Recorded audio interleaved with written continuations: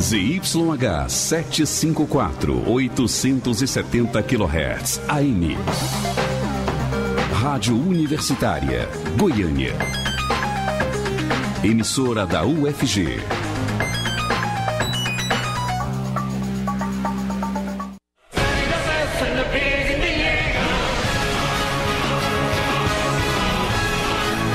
A Copa do Mundo vem aí e na próxima quinta-feira, dia 14, tem estreia na Rádio Universitária de uma resenha dedicada ao Mundial. Não perca o programa Estação Rússia, às 6h30 da noite.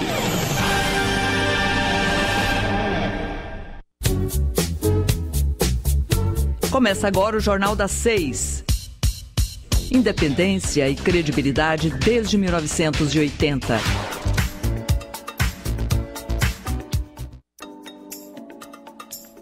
Olá, boa noite. 6 horas em Goiânia, está começando o Jornal das 6. Meu nome é Delfino Curado, eu fico com você até às 6h30 da noite. E hoje eu tenho a companhia da repórter estagiária Camila Braunas. Boa noite, Camila, tudo bem? Boa noite, Delfino, e boa noite a todos os ouvintes. Lembrando que o programa vai ao ar pelos 870 AM do seu rádio e também pela internet no site www.radio.ufg.br.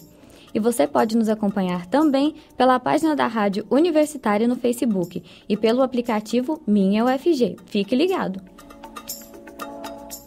6 horas 1 minuto e uma pesquisa do Procon encontra variação de mais de 530% nos preços dos itens que são utilizados aí nas comidas típicas das festas juninas. Vamos conversar agora por telefone com o gerente de pesquisa e cálculo do Procon Goiás, Gleidson Tomás. Boa noite, Gleidson, tudo bem? Boa noite, Delfino. Boa noite, Camila. Boa noite aos ouvintes da Rádio Universitária. Tudo bem? A satisfação é falar com você. A satisfação é nossa. Gleidson, qual produto está aí com essa diferença de 530%? Olha só, Delfino, diferente do ano passado, que a canjica era vilã, esse ano é a batata doce roxa. Além dela ter a maior variação aí de mais de 530% entre o menor e o maior preço, ela também foi a campeã dos aumentos. Se a gente comparar o preço médio que era praticado no ano passado com o de agora, a batata doce teve um aumento de 73,17%. Assim, a notícia boa para o consumidor é que aqueles produtos típicos para preparo daquelas comidas tradicionais dessa época do ano, elas estão praticamente inalteradas. Se a gente considerar os preços do ano passado com os de agora, o aumento médio foi de apenas 0,40%. Agora, os hortifruti em geral, o aumento médio foi de 10,25%. E individualmente a gente teve essa elevação aí no preço da batata doce, que chegou aí a 73% de aumento, Delfino. E que outros produtos também assustaram na hora de tabelar os dados dessa pesquisa? Quais são as maiores variações? Olha só, no caso da batata doce que nós já citamos, o menor preço que nós encontramos foi de 79 centavos até R$ 4,99. O coco ralado da mesma marca, um pacotinho aí de 100 gramas, nós encontramos por R$ 2,99 até R$ 7,45, ou seja, uma variação aí de 149%. Outro produto que a gente pode citar é o milho de pipoca, o pacotinho de 500 gramas, de R$ 1,79 até R$ 3,89. Nesse caso, a variação foi de 117%. A gente pode citar aí o amendoim, que chegou a variar 42%, a canjica amarela, 94%, a paçoquinha, o pacotinho de 1 quilo, 76% de variação entre menor e maior preço. Essa pesquisa que o Procon realizou foi nos estabelecimentos que vendem os produtos que depois são utilizados na festa, não foi diretamente nas festas. Exatamente, são aqueles produtos para quem vai preparar aí essas comidas. E às vezes, né, Delfina, o consumidor, o ouvinte pode estar nos ouvindo e pensando o seguinte, esse valor aí de R$ 1,70, R$ 2, não vai compensar muito fazer a pesquisa de preço, bater perna, não. Pelo contrário, nós, para inclusive incentivar o consumidor a pesquisar, nós montamos uma receita típica aí, no caso da canjica, que só vai 7 ingredientes. Então, se o consumidor pesquisar, esses sete ingredientes pode custar para ele R$ 18,45. Agora, se ele não pesquisar, essa conta final pode chegar aí a R$ 26,46. É uma diferença de 43%, ou uma economia que pode chegar aí a R$ 8 em um único prato. Então vale a pena sim bater perna. E só lembrando que todos esses produtos que nós comparamos o preço são produtos idênticos, ou seja, a mesma marca e o mesmo peso. E que dicas o PROCON dá para que a festa junina não pese tanto no bolso do consumidor? Bom, além de pesquisar, é bom que o consumidor já saia de casa com aquela listinha pronta, fazer uma pesquisa em pelo menos 3 estabelecimentos. Se for possível, fracionar a compra entre esses 3 locais, que a economia vai ser maior ainda. E outro detalhe é procurar substituir marcas. Por exemplo, uma caixinha aí de 200 gramas de creme de leite, que se a gente for comparar esse produto pela mesma marca, a gente pode encontrar de R$ 3,09 até R$ 4,79, mas se a gente for ignorar as marcas e simplesmente considerar essa caixinha de creme de leite de 200 gramas, ele pode encontrar até de R$ 1,79. Então vale a pena também o consumidor dar atenção àquelas outras marcas que não são tão conhecidas, mas não significa necessariamente que o produto é de má qualidade. Então vale a pena também utilizar e avaliar a qualidade desses produtos. Gleidson, esse ano a festa junina aí se misturou um pouco com o clima de Copa do Mundo.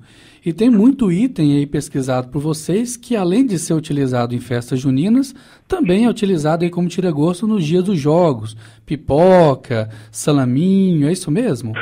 Exatamente. Então, vale a pena, porque, vamos supor, quem vai lá curtir os jogos aí, principalmente da seleção brasileira, vale a pena dar uma olhadinha nessa pesquisa. Ela está disponível no nosso site do PROCON, que é o www.procon.go.gov.br. E mesmo que ele não vá nos locais que foram visitados pelo PROCON, só o fato dele já saber quanto que pode variar um pacotinho de pipoca, ele já vai saber se naquele local que ele vai comprar, se ele está cobrando mais caro ou está dentro da média, e evitar pagar mais caro por isso. Conversamos com Gleidson Tomás, gerente de pesquisa e cálculo do PROCON Goiás. Obrigada por falar conosco, Gleidson. Uma boa noite. Boa noite, Camila. Boa noite, Teofino. Eu que agradeço. Agora são 6h06.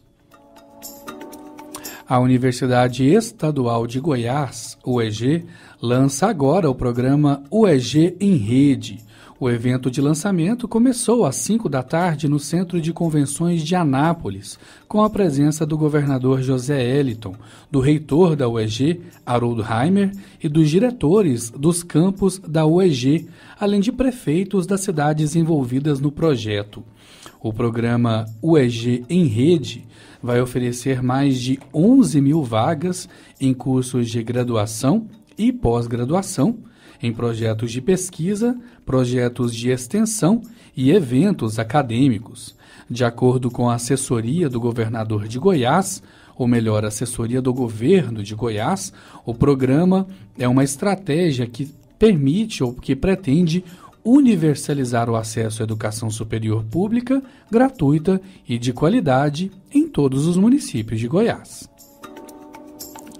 Os cursos serão executados pelo Centro de Ensino e Aprendizagem em Rede da UEG. Os estudantes acessarão os conteúdos dos cursos e realizarão suas atividades por meio da plataforma de educação à distância do CEAR UEG pela internet. Com isso, poderão estudar em casa ou em locais que melhor respondam às suas necessidades. Na matriz curricular de cada curso, são previstos encontros presenciais a cada 60 dias, a serem realizados em um polo que congregue os municípios participantes do programa. O governo prometeu instalar ao menos um polo de EAD em cada microrregião de Goiás. Os municípios que queiram aderir e virar polo de EAD já podem se inscrever na Universidade Estadual de Goiás. Agora são 6h08, a gente faz um intervalo e volta já aqui com o Jornal das 6. Jornal das 6, nas ondas. Voltamos a apresentar o Jornal das 6.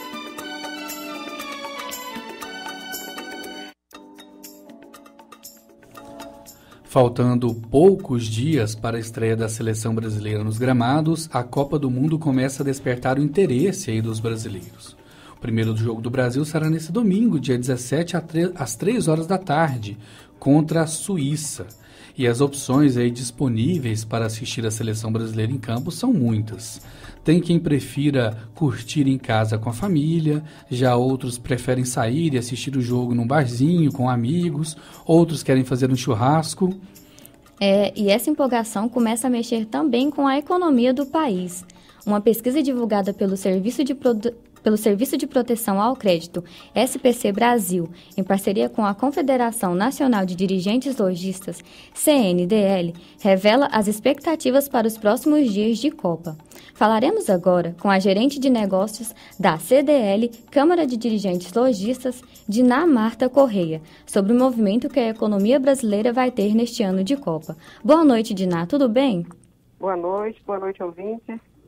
Como o comércio vai se movimentar nestes dias de Copa do Mundo? Olha, os comerciantes estão aí já, né, engajados em fazer promoções, preparar a sua loja, a sua marca, né, no clima da Copa, para com isso eles conquistarem mais clientes e fidelizarem aí a sua carteira de clientes. Dina, não basta ter os jogos da Copa, né? O comerciante, ele tem que se movimentar, criar um clima, né, na cidade. Sim, com certeza. Ele precisa entrar no clima da Copa, né? Seja num espaço físico, seja num espaço de e-commerce. É muito importante que ele invista, né, em decoração, muda o layout, com temas aí para animar o consumidor e assim fazer a diferença, né? Quais são os produtos mais consumidos nesse período? Olha, os segmentos que mais têm um apelo, né, na questão dos jogos, são comércio e serviços, né, lojas de artigos esportivos, supermercados, bares, os camelôs também entram aí, né, nessa lista, e todos com certeza aí de lucrar. Nos dias de Jogos do Brasil, e o primeiro já será nesse domingo agora, a movimentação é grande em bares, restaurantes, ainda mais porque, coincidentemente, o horário do Jogo do Brasil neste domingo vai ser no início da tarde, logo após ali o almoço. Qual que é a expectativa para esse domingo? Nós temos acompanhado aqui em alguns eventos, algumas empresas que têm nos procurado, inclusive pedindo dicas, né, orientações, como que eles fazem para chamar mais a atenção dos seus clientes. O que a gente espera? Que eles de fato aproveitem esse momento, que façam ali as suas medidas atrativas, né, para que chame mesmo os seus consumidores, para que eles participem, para que eles voltem, para que todos os jogos sejam participados ali dentro do seu estabelecimento, né?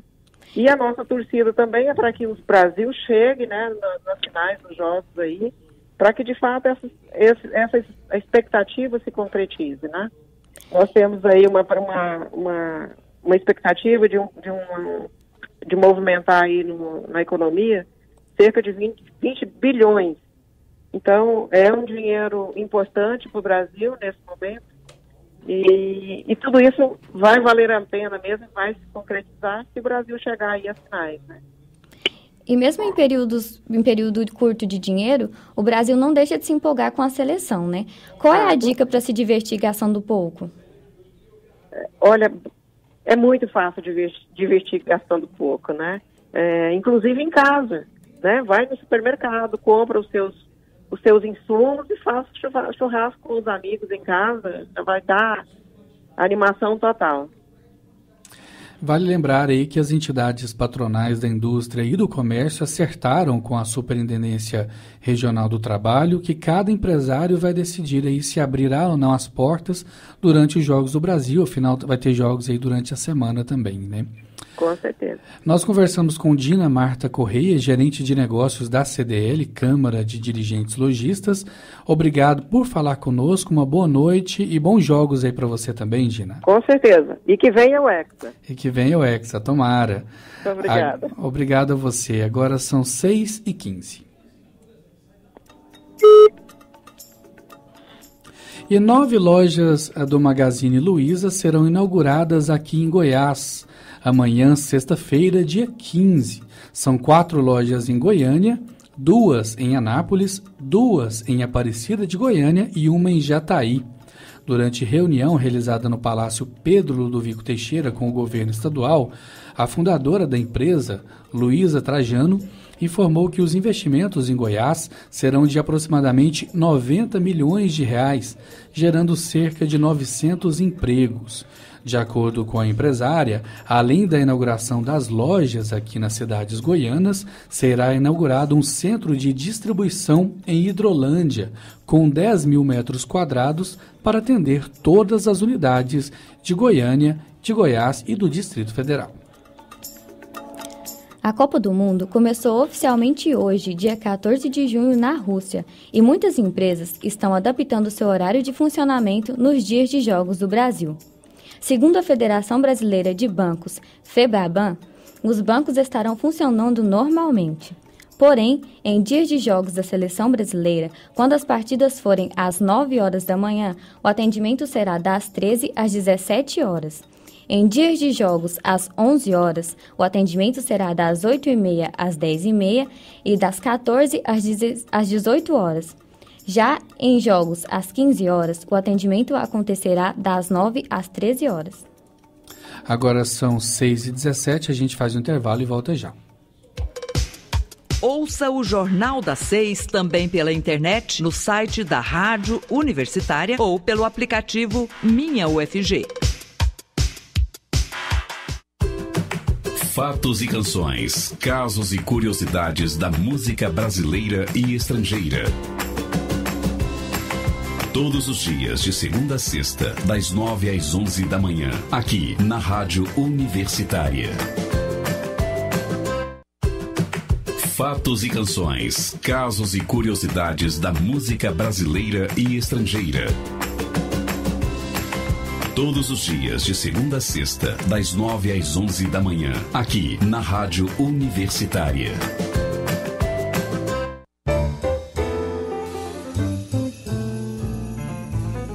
Escala Brasileira, um programa produzido pela Rádio Senado de Brasília e retransmitido pela Universitária. Escala Brasileira, um programa que entrevista e mostra um pouco da obra de importantes instrumentistas, compositores e intérpretes da música popular do Brasil. Quinta-feira, 14h.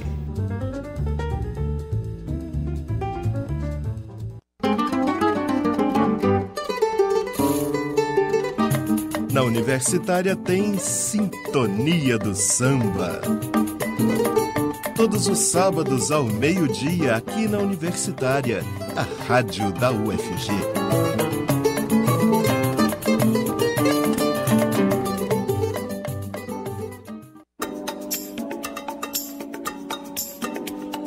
Voltamos a apresentar o Jornal das 6.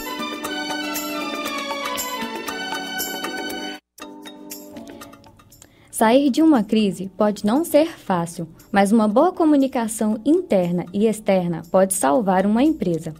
O repórter Rodrigo de Oliveira conversou com um especialista em recuperação de empresas. Vamos ouvir.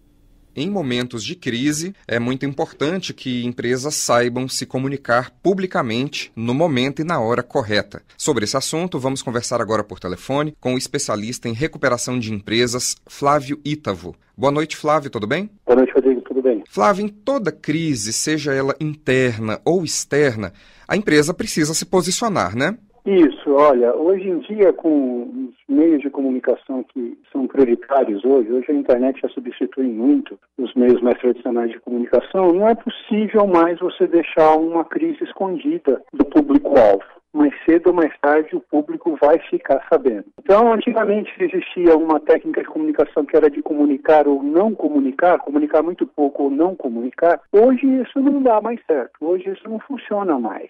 Então, isso obriga as empresas incríveis a se comunicarem. De qualquer maneira, você tem que se comunicar. Essa comunicação da empresa com o público externo ou até mesmo com seus próprios funcionários precisa ser ágil ou depende do tipo de crise? Não, A agilidade, até porque você está respondendo a um meio de comunicação que é muito ágil, né? Ela precisa ser ágil e ela precisa ser planejada com antecedência. É obrigatório que as empresas tenham em mente um plano, pelo menos básico, para uma comunicação em relação ao tipo de crise que você está esperando. A crise nunca chega de sopetão, né? E quando chega, era necessário que você tivesse se programado de qualquer maneira com antecipação. Então quer dizer que dá para saber com antecedência se a empresa vai passar por uma crise, então, e uma crise que seja tão grave que precise fazer uma comunicação com o público interno ou externo. Ah, sim. Você tem que saber. Olha, você é uma empresa aeroviária. Você é uma empresa de transporte aéreo. É de se imaginar que um dia você vai ter algum tipo de crise. Não faz sentido não se preparar para ela. Você é um hospital. É de se imaginar que um dia você vai ter que comunicar algo de estranho com relação ao seu hospital. Toda empresa tem lá os seus públicos. Um público interno, os funcionários. Você tem o seu público externo, que são os clientes, os fornecedores, e ainda tem os bancos, né, o sistema financeiro. Esses 4 públicos, eles têm que ser totalmente atendidos todo o tempo, da maneira mais adequada para cada um. Ou seja, a sua mensagem tem que ser a mesma. O meio, né, a maneira como você vai comunicar essa mensagem, ela pode ser diferenciada, mas você precisa se comunicar, pelo menos com essas 4 bases aí, de maneira bastante constante. Quando você é uma empresa de consumo, você ainda tem que se comunicar com o público em geral. Quando você é uma empresa de prestação de serviços, você tem que se comunicar com o público em geral. Aí caiu um avião, eu sou uma empresa de transporte aéreo. Eu tenho que me comunicar com a população como um todo, né? Então, isso deve ser tratado para cada um dos negócios. Cada um dos negócios tem lá a sua crise e tem lá o seu público. Tem que se pensar num plano de comunicação para eles. E quando a notícia ruim, né, a crise é de uma empresa que tem ações negociadas na Bolsa de Valores, por exemplo, demorar para emitir um comunicado pode ser desastroso, né? Pode, mas quando você é uma empresa que está listada na Bolsa de Valores, daí geralmente você tem toda uma estrutura já preparada para falar, né? A relação com o mercado, ela é tratada, tem uma diretoria, tem uma estrutura que já é montada para isso, porque aí você tem obrigações. Não se trata mais de uma maneira eficaz de você gerir a sua crise, mas de uma obrigação estatutária. Essa obrigação estatutária ela tem que ser atendida. Quando você é uma empresa na Bolsa, você tem que comunicar alguns eventos de maneira obrigatória, já não é mais uma seleção. Existem aquelas que fazem um excelente serviço em se comunicar com o mercado e existem aquelas que fazem o mínimo minimorum, que está lá previsto nas regras. Mas, de qualquer forma, daí você é obrigado a comunicar. Você tem exemplos de empresas que se comunicaram de forma desastrosa com o público e acabaram tendo muito problema depois? Olha, tem isso é o que mais tem exemplo. Eu não cito o nome de empresa, porque as empresas costumam se tramar com quem faz o comentário e não com quem comunicou. Mas, de qualquer forma, eu vou te falar, olha, não faz 2 semanas nós tivemos uma grande empresa aí do ramo de alimentos que fez uma comunicação, a empresa foi pega num desastre fiscal. Faz bastante tempo que ela vem tomando atitudes fiscais inadequadas e foi lá preso o presidente da empresa. O presidente da empresa está sendo preso por problemas fiscais. Está sendo levado preso porque tem problemas fiscais. Naquele momento, você quer comunicar uma mensagem forte, né? E nós todos vimos na televisão, no Jornal Nacional, de repente o presidente saca de um bloco de notas e fala: eu posso provar que estava tudo errado, que isso aqui nós vamos consertar, olha aqui, eu tenho um bloco de notas aqui na mão. 20 anos de inadequações fiscais estão levando o cara para dentro de uma prisão. É aquele momento dele mostrar um bloco de notas, né? Tem alguém que vai acreditar que o problema estava num bloco de notas? Tem alguém que vai entender o que aquelas notas significam? Então, assim, nós estamos fazendo a comunicação errada, lugar errado, hora errada, pessoa errada falando, né? Estamos tentando utilizar um evento midiático muito infeliz para a empresa, de maneira a tentar reverter uma posição de maneira absolutamente impossível. Não era aquilo que deveria estar sendo feito ali. Agora, pastichadas, erros que a gente tem das empresas se comunicando é o que mais acontece. É quase a regra. É um vazamento de petróleo da plataforma, que a imagem está mostrando o vazamento de petróleo, e a empresa está falando, não aconteceu nada, foi um engano. É a inundação de lama que está passando por cima da cidade e a empresa falando, não, nós estamos de acordo com as regras. Isso a gente vê muito, o tempo todo, né? Trata-se de um descompasso de comunicação. Esses são eventos que a gente está todo o tempo, né? O petróleo está pegando fogo no meio do Golfo do México e a empresa está falando, não, a situação está sob controle. Não, mas como está sob controle? Está pegando fogo em tudo. Sim. Inclusive, o troço explodiu. Claro, você havia dito que antigamente falar menos era melhor, né? Mas que hoje a comunicação em momentos de crise ela precisa ser clara, precisa ser transparente, muitas vezes tem muita coisa que precisa ser dita, né? Eu recomendo que se diga o mínimo, mas que exista uma conexão com o que está ocorrendo. Então, a partir do momento que você está tendo que falar com os meios de comunicação, mesmo que você tenha que falar na internet, ou que você tenha que dar a declaração para alguém, você está dando uma declaração, você está procurando credibilidade, né? O que o público prefere? Uma pessoa que esteja ali mentindo, claramente mentindo, está acontecendo A e todo mundo está vendo B, ou que alguém esteja falando, está acontecendo A, mas nós vamos consertar. Está acontecendo A, mas nós ainda estamos apurando e assim que acabar a apuração eu volto a falar com vocês e nós vamos consertar. Tem muita gente, tem muita empresa que não sabe mesmo se comunicar e acaba piorando a crise, né? Agora, que tipo de profissional tem que ser contratado para gerir um momento de crise? O profissional que, quando se trata de uma crise que eu chamo de hecatômica, né, uma catástrofe, aí eu sempre recomendo a contratação de um especialista nisso, né? Tem relações públicas que são pessoas extremamente preparadas para trabalhar em crise, né?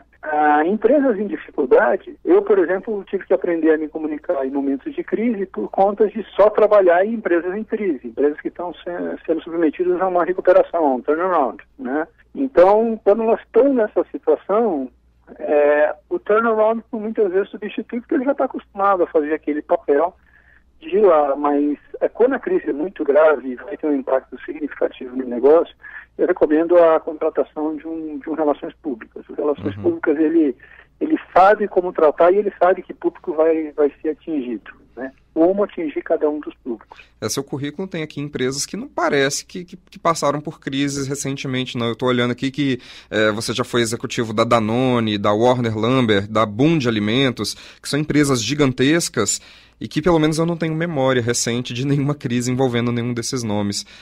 De qualquer forma, você era especialista em recuperação de empresas quando você trabalhou nessas grandes também? Não, nessas grandes aí você está olhando bem para trás, eu trabalhei nessas como gestor, como diretor financeiro, diretor estatutário dessas empresas lá atrás.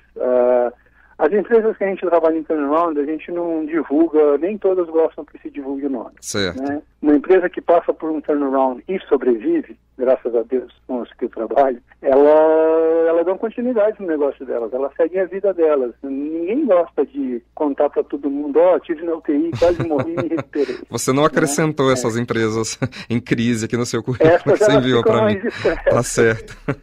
Nós conversamos com o especialista em recuperação de empresas, Flávio Ítavo. O Flávio já trabalhou em empresas de grande porte, de diferentes segmentos, eu citei algumas aqui agora há pouco. Flávio, muito obrigado por falar conosco no Jornal das 6. Obrigado pelas dicas, viu? Boa noite para você. Uma boa noite, muito obrigado. Agora 6 horas e 29 minutos. E com essa informação, a gente encerra o Jornal das 6 desta quinta-feira, dia 14 de junho de 2018. Agradecemos os trabalhos técnicos de Sandro Alves, Clóvis Henrique e Murilo Cavalcante e também a Camila Braunas pela participação aqui especial hoje. Desejamos a todos boa noite, obrigado pela audiência e continuem ouvindo a Rádio Universitária. O Jornal das 6 fica por aqui. Nós temos um encontro marcado de segunda a sexta, a partir das 6 horas da noite. Muito obrigada pela audiência.